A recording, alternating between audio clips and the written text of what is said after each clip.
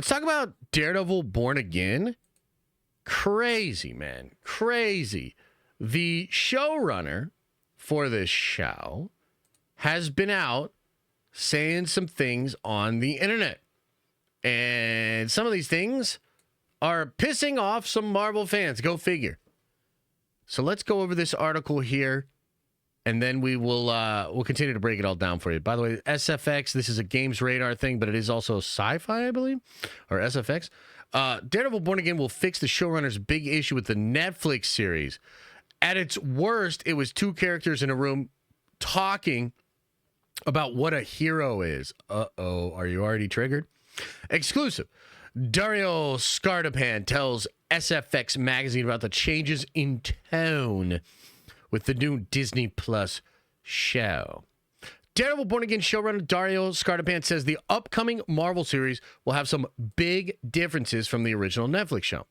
There is more fun in the moments with these characters and a lot less navel-gazing than before, he says in the new issue of SFX magazine, which features Daredevil Born Again on the cover.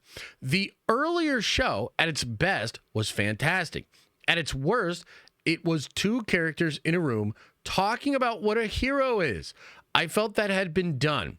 I'm not taking swipes. I just didn't want to hear characters grousing about their lot in life. I wanted to see them doing things. One of the major changes he made was with the pace of scenes. Scardapan says, referencing his time on Punisher, one of our edicts was longer scenes, he recalls.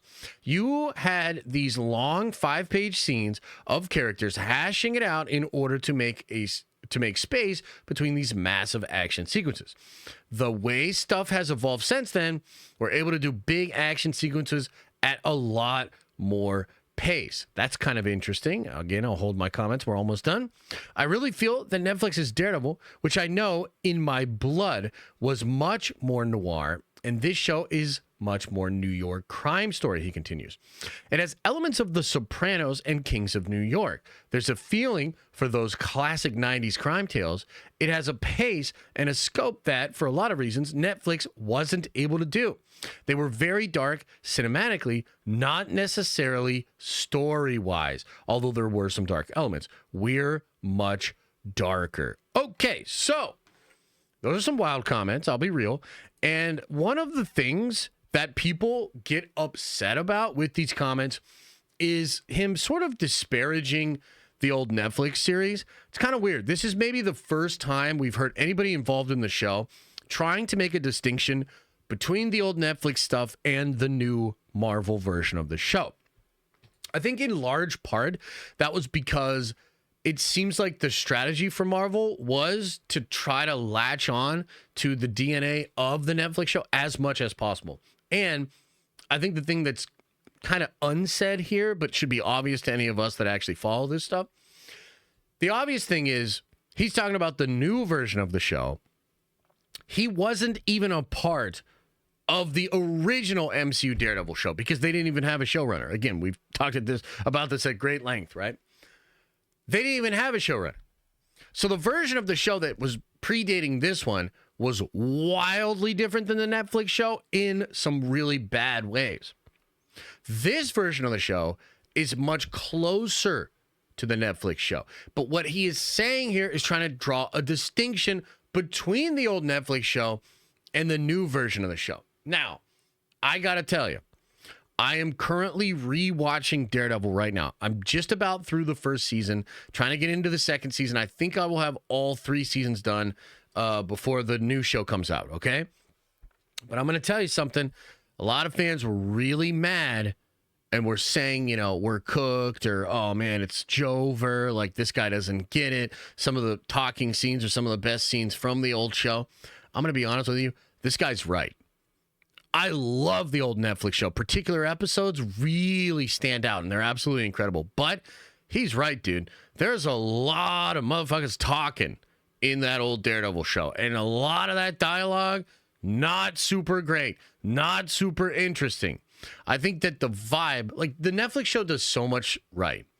The characters, the layers of story between the characters, the secrets held, the way that unfolds, brilliant stuff. The connection between Fisk and Daredevil is so core. That sort of slow burn of putting those two characters together, the similarities between them, the differences between them, Matt's emotional struggles, etc., etc. Brilliant stuff. But this dude's right. There was way too much talky in those shows. And the other thing that he's not saying here, is that it actually gets worse as the shows go on. It gets worse. Like, Daredevil, I think, has some fantastic seasons. My personal favorite is season 2, probably because of the Punisher. Season 3 is really good and really tight. But you look at some of the other shows, man, like Jessica Jones is a brilliant first season, and the second season is so utterly forgettable, I don't even remember what happened. Luke Cage has a similar thing going on, where basically the first, 5 episodes of Luke Cage are fire, and then it completely falls apart. Iron Fist, my God, what a laughable mess. Like, it's not just that show, it's all the shows. Punisher did this too. And what he's saying to you is, there were mandates from Netflix. They wanted a big, long episodes. They wanted to draw out scenes. And therefore, a lot of the pacing of the Netflix stuff is ridiculous. Okay? And maybe that's blasphemy to say, but that's how I feel about it. And I'm actually rewatching that shit right now. I was actually noticing this before this dude even said these comments. I was like, man, it's like these dudes, man, less this, more of this, that's what I want to see. So I think this dude is right. And I also think that this idea of it being more of a crime story as opposed to noir, I think that's going to feel generally right as well. You can't actually just do what came before. You don't really want to just copy pasta what worked on Netflix. It still has to form its own identity. And I do think they should try to make it elevated compared to what it was before. And I think that's going to go down. So I agree with this guy, okay? And another reason I agree with this guy is I think he's kind of fucking based. So check this out, and this might trigger a few of you. Your mileage may vary. Daredevil Born Again may not address Matt's relationship with She-Hulk, says showrunner Dario Scartapan. Those other events happen, but some of them we are not leaning into. He went on to say his one-night stand, he literally said, Matt's one-night stand with She-Hulk might be one of those things. Okay? Now, I know there's so many people that have so many different opinions of this, that, second, and the third. But this guy at least can read the room enough to be like, yeah, Matt and his walk of shame from She-Hulk, not going to work. Not going to work, man. Not on my watch. So I guess I wanted to bring this up because the fandom is doing what fandom does. And they're arguing. And not everybody agrees. And, especially because I think of the state of Marvel, which we kind of went over in the Lumina thing or whatever, right? But because of the state of Marvel, you do have a lot of fans that hear a showrunner say, that old Netflix show was just people talking in rooms about what a hero is. And you've got a lot of people being like, it's better than anything you've ever made. Shut your goddamn mouth. And I get that. But ultimately, I want to come to his defense a little bit here, man. I think he's right. I think there's a way to tap into the energy and the DNA of the Netflix show, but make it better. Make it better pace. Less talking about your plight. I mean, dude, come on, man. We've seen that stuff. If anything, we've seen it from the Netflix stuff. They did that, and they did it a lot. So I actually like that. I agree with him on those comments, and I'm going to give him a lot of credit for, number one, just saying it when it comes to She-Hulk. He's still being polite about it or whatever, but he's saying it. And I think he's reading the room with these comments. And I would like to believe that Marvel's reading the room as well.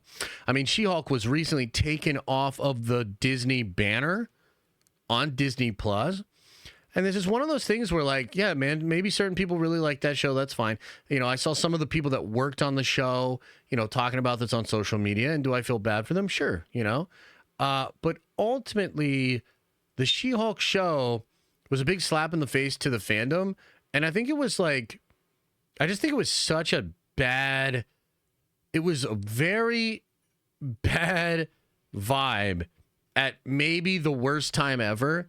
And this polka dot shirt wearing, green skinned, woe is me, absolute twat of a character did a lot of damage to the Marvel brand, and she should be relegated to nowhere for a long, long time. That's my personal opinion. Not to get super toxic about it, but all my homies hate She-Hulk. So there you have it. There's your update about Daredevil Born Again, showrunner, kind of based. Also kind of upsetting people with his comments about the Daredevil Netflix show. I would love to know what you think about that.